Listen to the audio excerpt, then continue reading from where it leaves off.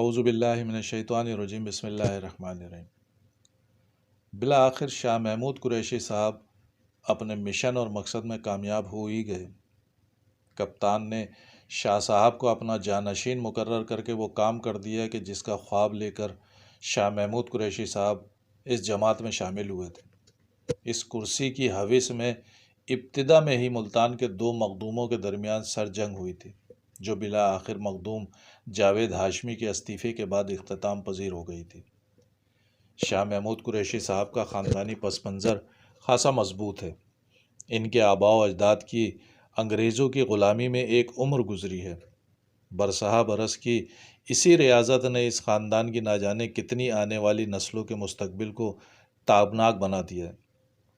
میل ہا میل تک پھیلی جاگیریں اور پنجاب سے سندھ تک پھیلے مریدین اس خاندان کی محنت اور عظمت کا منہ بولتا ثبوت ہے۔ ان کے آستانے سے کسی مرید کو فائدہ ہو نہ ہو، لیکن ان غریب مریدین کے صدقے مرشد کی مرادیں ضرور پوری ہو جاتی ہیں، اور وہ بھی جھولی بھر بھر کے۔ ویسے پاکستان کیونکہ رمضان المبارک کی 27ویں شب کو معروض وجود میں آیا تھا، اسی لیے اللہ نے تقسیم ہند کے بعد پاکستان کو بن مانگے مخدوموں، چودھریوں، خوانین اور وڈیروں کی نعمتوں سے مالا مال کر دیا تھا۔ یہ وہی بامراد لوگ ہیں کہ جنہیں ان کے حصے کا پاکستان انگریز تحفے میں دے کر گیا تھا۔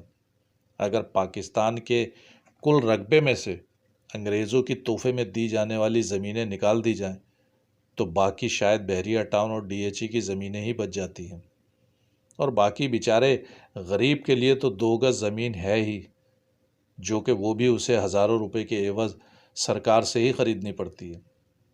خیر، بات کہیں اور نکل گئی۔ ذکر تو شاہ صاحب کی جانشینی سے شروع ہوا تھا۔ اب تو شاہ صاحب کے ہاتھ ہی نہیں، سر اور پیر بھی کڑائی میں ہوں گے۔ ایک طرف گدی نشینی تو دوسری طرف جانشینی۔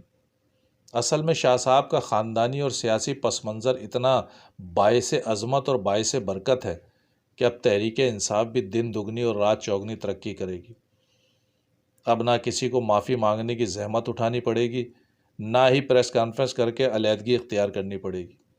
سیدھا سیدھا شاہ صاحب کے آستانے کی زیارت کرتے ہوئے ہاتھ پر وفاداری کی بیعت لینی پڑے گی، اور پھر ساری زندگی کھاؤ اور کھانے دو کے اصول کے مطابق گزر جائے گی۔ ویسے مبارک ہو یوتھیوں، پہلے آپ کی امی بدلیں، اب ماشاءاللہ ابو بھی بدل گئے۔ ابھی اور کیا کیا بدلنا باقی ہے آنے والے چند دنوں یا چند مہینوں میں، یہ بھی واضح ہو جائے گا۔ ویسے سننے میں آ رہا ہے کہ یوتھیوں کی پہلی امی نے ابو کی آب و ہوا تبدیل کرنے کے لیے لندن آنے کی دعوت دی ہے۔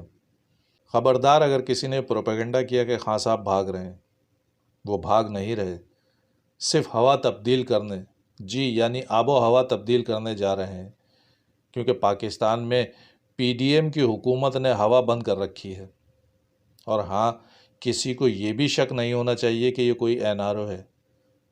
یہ تو صرف رجیم چینج کے بعد ہوا چینج کی حکمت عملی اختیار کی جا رہی ہے، کیونکہ جس نے رجیم چینج کی تھی اسی نے ہوا چینج کرنے یعنی آب و ہوا چینج کرنے کا منصوبہ حکومت پاکستان کی اجازت سے اور مشاورت سے تیار کیا ہے۔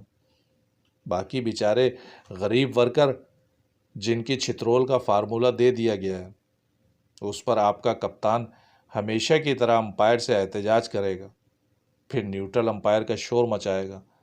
لیکن کیونکہ میچ فکس ہے، لہٰذا یوتھیوں کو اب نئے ابو کے ساتھ ہی زندگی گزارنی پڑے گی۔